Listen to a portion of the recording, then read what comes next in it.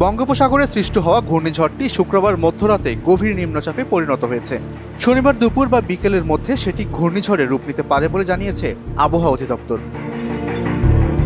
ঘূর্ণিঝড়ের রূপ নেওয়ার পর সেটি প্রবল ঘূর্ণিঝড়ে পরিণত হতে পারে। দেশের দক্ষিণ পশ্চিম উপকূলে এটি আঘাত হানতে পারে।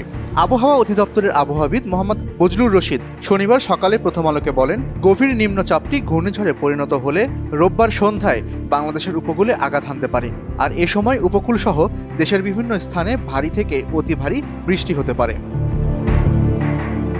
বজলুর রশিদ আরও বলেন, রেমাল প্রবল ঘূর্ণিঝড় হতে পারে। খুলনা থেকে পটুয়াখালীর খেপুপাড়ার মাঝামাঝি স্থানে এটি আঘাত হানতে পারে। অপেক্ষাকৃত বেশি এলাকা ধরে ঘূর্ণিঝড়টি বিস্তৃত হতে পারে। সমুদ্র উপকূলের সুন্দরবনে ঘূর্ণিঝড় আঘাত হানতে পারে বলে মনে করা হচ্ছে। ঘূর্ণিঝড়টির অগ্রভাগের বা সামনের অংশের প্রভাব কাল সকাল থেকে বোঝা যাবে বলে গতকাল জানান আবহাওয়া অধিদপ্তরের পরিচালক আজিজুর রহমান। তিনি বলেন, শনিবার রাত থেকেই দেশের বিভিন্ন স্থানে ঝড়ো হাওয়া সহ বৃষ্টি হতে পারে। রোববার থেকে বৃষ্টি আরও বাড়বে।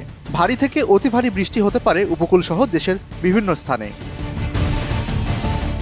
ঘূর্ণিঝড়ের সময় জলোচ্ছ্বাসের আশঙ্কার কথা জানিয়েছেন বাংলাদেশ প্রকৌশল বিশ্ববিদ্যালয় বুয়েটের institute of water and flood ম্যানেজমেন্টের অধ্যাপক A.K. সাইফুল ইসলাম।